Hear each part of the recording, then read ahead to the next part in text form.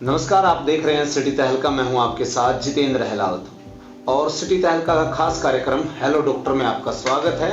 और आज हम पहुंचे हैं हरियाणा के पानीपत दीवान हॉस्पिटल जो कि अंसल स्थित है। और आज हम बात करेंगे जिस तरीके से बदलते मौसम में आज वायरल चल रहा है, सामान्य वायरल क्या होता है और H1N1 क्या, इन तमाम चीज़ों के बारे में आज हमारे साथ हैं डॉक्टर ललित गर्ग जी हैं, छाती रोग विशेषज्ञ हैं। और जिस तरीके से पहले भी हम तमाम अन्य विषयों पर बातचीत कर चुके हैं, तो आज जो खास विषय हमारा रहने वाला है, विषय है सामान्य फीवर और आज जो स्वाइन फ्लू कह सकते हैं, अन्य जो फीवर हैं उनमें क्या डिफरेंसेस हैं और इसको हम कितना कई बार हल्के में ले लेते हैं और उसके गंभीर परिणाम हो सकते हैं। डॉक्टर साहब, आपका स्वागत है। धन्यवाद। डॉक्टर साहब, आज का जो विषय हमने रखा है सामान्य फीवर और स्वाइन फ्लू, ये जो डिफरेंसेस हैं, सबसे पहले तो H1 और N1 क्या है, थोड़ा दर्शकों को बताएं थोड़ा सरल तरीके। H1N1 एक तरह का फ्लू इन्फेक्शन है, जिसके अंदर आपको कफ, हाई ग्रेड फीवर, सांस लेने में तकलीफ, छाती में टाइटनेस, ये सब हो सकता है। अब कई लोगों को ऐसा होता है कि भाई हमें नॉर्मल वायरल है या H1N1 है, हमें कैसे पता लगेगा। नॉर्मल वायरल इन्फेक्शन में मरीज को बुखार हो सकता है, नॉर्मल खांसी हो सकती है। जरूरी नहीं है कि सांस लेने में तकलीफ हो और जरूरी नहीं है कि सडनली हाई ग्रेड फीवर आए। लेकिन यहीं अगर H1N1 को हम देखें, जिसे स्वाइन फ्लू भी कहा जाता है, जिसमें सडनली 103-104 ग्रेड फीवर आ सकता है। अचानक से सांस लेने में तकलीफ बढ़ सकती है, छाती में टाइटनेस हो सकती है, सडनली वीकनेस इतनी आ जाती है कि मरीज खड़े भी नहीं हो सकते। तो ऐसी सिचुएशन में हमें H1N1 की जांच करके देखना होता है कि स्वाइन फ्लू है या नहीं है। बहुत सारे लोग इसको हल्के में ले लेते हैं, फिर इसका जो है परिणाम जो है दुष्प्रभाव जो है ज़्यादा पड़ जाता है, वीकनेस बहुत ज़्यादा आ जाती है। तो डॉक्टर से कंसर्न करने पहले क्या डिफरेंसेस और देखें जिस तरीके से तुरंत प्रभाव से इसका टेस्ट करा लिया जाए। जैसे ही मरीज को कभी भी सिम्टम्स लगे कि भाई सडनली फीवर आ गया है, कफ बहुत ज़्यादा हो रहा है, बलगम आ रहा है बहुत ज़्यादा, छाती में टाइटनेस बहुत ज़्यादा बढ़ रही है, तो तुरंत अपने डॉक्टर से मिलना चाहिए, इवेल्युएट कराना चाहिए। अगर डॉक्टर को लगता है कि दीज आर दी सिम्टम्स की जो H1N1 की तरफ जा रहे हैं या फ्लू की तरफ जा रहे हैं, तो इमीडिएटली हमें H1N1 की जांच करके देखनी चाहिए। बिल्कुल। जो आपने बताया कि सडनली कोई बुखार आ जाता है, तो ये चीज़ें खांसी और बलगम, जिस तरीके से दर्द होना, ये चीज़ें क्या इसको भी हम स्वाइन फ्लू ही मान लें या इसको नहीं? खाली खांसी होना, बलगम आना, बुखार होना को H1N1 या स्वाइन फ्लू नहीं कहा जा सकता।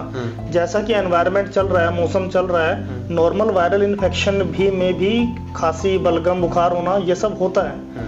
लेकिन डजेंट मीन कि भाई हम H1N1 ही कंसीडर करके चले कि ये स्वाइन फ्लू ही होगा। ज़्यादातर केसेस हमें नॉर्मल वायरल इन्फेक्शन के ही देखने को मिलते हैं एज कम्पेयर टू H1N1। लेकिन जब सिम्टम्स सीवियर हो जाएं, सांस लेने में तकलीफ बढ़ने लग जाए, जैसा कि अभी हो रहा है लोगों को, तो उस सिचुएशन में हमें जरूर जांच करनी चाहिए। बिल्कुल। जिस तरीके से बदलता मौसम है और इस मौसम के दौरान जो है आपके हॉस्पिटल द्वारा भी एक मानसून सत्र जो है मेगा कैंप भी लगाया गया था, आयोजन किया गया, जिसमें काफ़ी लोगों ने जो है इसमें लाभ भी उठाया। तो अब ज़्यादातर बदलते मौसम में बरसात हो रही है, फिर धूप निकल रही है, इस तरीके से अब मच्छर या और चीज़ें भी पनपने का जो खतरा रहता है, क्या लगता है इसका भी कहीं ना कहीं सीधा डायरेक्ट इस पर स्वाइन फ्लू पर इसका असर पड़ता है या कुछ इसका अलग मान सकते हैं हम? जी बिल्कुल। जैसा कि मौसम चेंज हो रहा है, बारिश का भी मौसम अभी गया है, बारिश भी हो भी रही है, कभी होती है कभी नहीं भी होती, पानी खड़ा रहता है, मच्छर होते हैं, गंदगी होती है, ये भी इन्फेक्शन का कारण बनता है। और ऐसे इन्फेक्शन में कई बार मरीज पेट के सिम्टम्स लेके आता है, कई बार कफ के सिम्टम्स लेके आता है, जो कि डिफरेंशिएट नहीं कर पाते। कई बार लूज मोशंस भी ज्यादा लग जाते हैं। अभी आ रहे हैं ऐसे केसेस डेली बेसिस पे, वायरल गैस्ट्राइटिस के केसेस बहुत ज्यादा हम देख रहे हैं अपनी आईपीडीज और ओपीडीज में।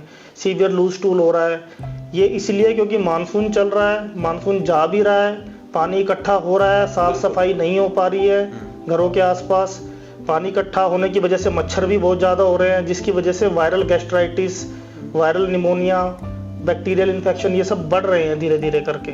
लेकिन इनका H1N1 से कोई लेना देना नहीं है। ओके। क्योंकि मानसून भी चल रहा है, मौसम चेंज हो रहा है, तो उसकी वजह से भी लोगों को तकलीफें हो रही हैं, मरीज आ रहे हैं वैसी बीमारियों के। H1N1 की यदि बात करें, इनके संक्रमण की यदि बात करें, ये क्या कैसे फैलता है और किस तरीके से इससे बचा जा सकता है? देखिए, जैसे H1N1 एक स्वाइन फ्लू है। हाँ। स्वाइन फ्लू सबसे पहले चेस्ट को इन्फेक्ट करता है। ओके। और चेस्ट से होने वाले जो इन्फेक्शन है वो आपके सांस लेने की प्रक्रिया से फैल सकते हैं। जैसे आप स्नीजिंग करते हो, छींकते हो, अगर आप H1N1 से ग्रस्त हो, स्वाइन फ्लू से ग्रस्त हो और आप ऐसे किसी मरीज के कांटेक्ट में आ जाते हो और वो वहाँ पे ओपन में स्नीजिंग करता है, कफ एटिकेट्स नहीं लेता है, खांसते हुए खांस देता है, तो ऐसे में जो ये वायरल इन्फेक्शन है ये डायरेक्टली दूसरे पर्सन को भी, स्वस्थ पर्सन को भी इन्फेक्ट कर सकता है, साथ के साथ कर सकता है। बिल्कुल बिल्कुल। इसके साथ साथ यदि बात करें एज की, वो चाहे बच्चे हो, बुजुर्ग हो, सामान्य युवा हो या फिर गर्भवती महिला हो, उनको यदि देखा जाए तो ज्यादातर किस तरीके से पकड़ बनाता है, किस पर ज्यादा? कोई भी किसी भी तरह का फ्लू जो होता है, या हम H1N1 की ही बात करें, स्वाइन फ्लू, बच्चे जो छोटे बच्चे होते हैं या गर्भवती महिलाएं होती हैं या जो बुजुर्ग होते हैं, इम्यूनिटी पावर बहुत लो होती है। बिल्कुल। इम्यूनिटी पावर लो होने की वजह से जब वो डायरेक्टली कांटेक्ट में आते हैं ऐसे इन्फेक्शन के, तो उनमें इन्फेक्शन होने के चांसेस हाई हो जाते हैं। यहीं हमारा अगर अडल्ट की बात करें तो उनमें इम्यूनिटी तकरीबन ठीक होती है। अगर वो किसी बीमारी से ग्रस्त नहीं है और अडल्टहुड में है, शुगर नहीं है, बीपी नहीं है, हृदय रोग नहीं है, ऐसी कोई बीमारी नहीं है, रोग गतिरोग क्षमता उसकी ज्यादा है, तो हाँ, तो उसमें इन्फेक्शन होने के चांसेस कम है। यहीं अगर बीपी है, शुगर है, हृदय रोग है, किडनी की समस्या है, तो ऐसे लोग अगर कांटेक्ट में आते हैं H1N1 के, तो उनमें हाई प्रोबेबिलिटीज है कि इन्फेक्शन हो जाएगा। बिल्कुल। डॉक्टर्स की यदि बात करें तो किस तरीके से जांच के लिए कब सलाह ले लेनी चाहिए कि कैसे कैसे सिम्टम्स हो, एकदम से फिर उसकी जांच करवा ली जाए या डॉक्टर से सलाह ली जाए? जैसे ही आपको बहुत तेज बुखार आना शुरू हो, बहुत ज्यादा खांसी हो और वायरल का आप इलाज कर रहे हो लेकिन तब भी वायरल ठीक नहीं हो रहा हो 2-3 दिन की दवाई लेने के बावजूद भी, तो इमीडिएटली आप अपने डॉक्टर से कंसल्ट करें, अपने सिम्टम्स बताएं। सांस लेने की तकलीफ अगर बढ़ती जा रही हो तो हमें इमीडिएटली H1N1 को चेक करना चाहिए। बिल्कुल। H1N1 की यदि बात करें तो ये यदि किसी को हो गया है और ये वायरल चल रहा है, तो इस दौरान नमोनिया होने का भी जो खतरा बना रहता है, या किस तरीके से देखते हैं फेफड़ों में जिस तरीके से हो जाता है? H1N1 का मेनली काम चेस्ट को इन्फेक्ट करना ही है। अगर हमें स्वाइन फ्लू हो गया तो मेनली वो चेस्ट को इन्फेक्ट करेगा। अगर वो चेस्ट को इन्फेक्ट करेगा तो वो सिम्टम्स के रूप में कफ और शॉर्टनेस ऑफ ब्रेथ होना शुरू हो जाएगा, सांस लेने में तकलीफ आने लग जाएगी। ऐसे में कई बार चेस्ट में निमोनिया भी हो जाता है। तो ऐसी सिचुएशन में हमें मरीज को आइसोलेट करना चाहिए। अगर मरीज को अस्पताल में दाखिल कर रहे हैं तो हमें आइसोलेशन में रखना चाहिए, ताकि जहां वो मरीज है तो वहां किसी और तरह का मरीज भर्ती ना हो, ताकि कोई इन्फेक्टेड ना हो, ताकि उस मरीज से दूसरे पेशेंट्स को इन्फेक्शन को बचाया जा सके। अगर मरीज घर में भी रह रहा है और स्टेबल और H1N1 पॉजिटिव है तो घर में भी उसे अपने एक रूम में उसे अपने आप को आइसोलेट करना चाहिए और जो मेडिसिन डॉक्टर ने प्रिस्क्राइब की है वो लेनी चाहिए। ये तो वही बात हुई जिस तरीके से कोविड के दौरान जो लोग अपने आप को आइसोलेट करते थे, दूसरी वेव में इस तरीके से बहुत देखा गया कि घर में भी आइसोलेट होते थे। कोविड के टाइम में कोविड एक अननोन डिजीज थी जिसका कोई ट्रीटमेंट नहीं था, वो भी बहुत सीवियरली हमारे लंग्स को इन्फेक्ट करता था, लेकिन तब तक उसकी कोई मेडिसिन नहीं आई थी, कोई वैक्सीन नहीं आया था। लेकिन यही बात अगर हम H1N1 की करें तो H1N1 बीमार होने से पहले भी आप आके वैक्सीन लगवा सकते हैं। तो अगर हम H1N1 का वैक्सीन पहले ही ले लेंगे और हमारी एंटीबॉडीज अगर पहले ही शरीर में बन जाएंगी, उसके बाद अगर हम कई बार कांटेक्ट में आ भी जाते हैं H1N1 के, तो जरूरी नहीं है कि हमें सिम्टम्स हों, जरूरी नहीं है कि हमें कफ डेवलप हो, क्योंकि आपने पहले ही अपने आप को वैक्सीनेट कर लिया है। बिल्कुल। एक छोटा सा सवाल है डॉक्टर साहब कि क्या इस दौरान एंटीबायोटिक काम करती है या ले लेनी चाहिए, नहीं ले लेनी चाहिए, क्या रहता है सर? यूजुअली एंटीबायोटिक्स का वायरल इन्फेक्शन में कोई रोल नहीं होता है। अगर ये H1N1 है, स्वाइन फ्लू है, तो इसका ट्रीटमेंट बिल्कुल अलग होता है एंटीबायोटिक से हटके। कई बार वायरल इन्फेक्शन के साथ सुपर इम्पोज्ड बैक्टीरियल इन्फेक्शंस भी लंग्स पकड़ लेते हैं। ये अगर बैक्टीरियल इन्फेक्शन हमारा आ रहा है तब हम उस केस में एंटीबायोटिक्स दे सकते हैं, अदरवाइज वायरल इन्फेक्शन में यूजुअली एंटीबायोटिक्स का कोई रोल नहीं है।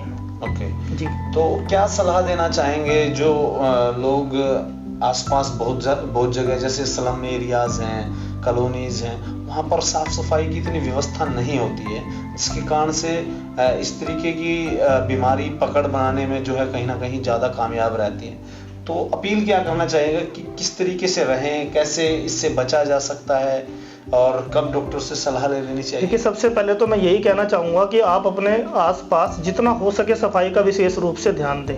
पानी को खड़ा मत रहने दें, जिसकी वजह से मक्खी मच्छर वहाँ पे सबसे ज़्यादा होते हैं। तो जितना हो सके अपने आजू बाजू सफाई का विशेष रूप से ध्यान दें। दूसरा, जब भी बाहर निकले तो मुंह पे मास्क लगा के निकले। यदि आपने मुंह पे मास्क लगा रखा है और आप किसी के कांटेक्ट में आ भी जाते हैं तो भी आपको इन्फेक्शन के चांसेस काफ़ी कम होंगे। और यदि आप बिल्कुल स्वस्थ हैं, आपको किसी तरह की कोई बीमारी नहीं है या किसी बीमारी से ग्रस्त भी हैं, बीपी शुगर वगैरह से, तो आप अपने हॉस्पिटल में आके डॉक्टर से कंसल्ट करके स्वाइन फ्लू का वैक्सीन जरूर लीजिए। ये सरकारी अस्पतालों में भी अवेलेबल है और प्राइवेट अस्पतालों में भी अवेलेबल है।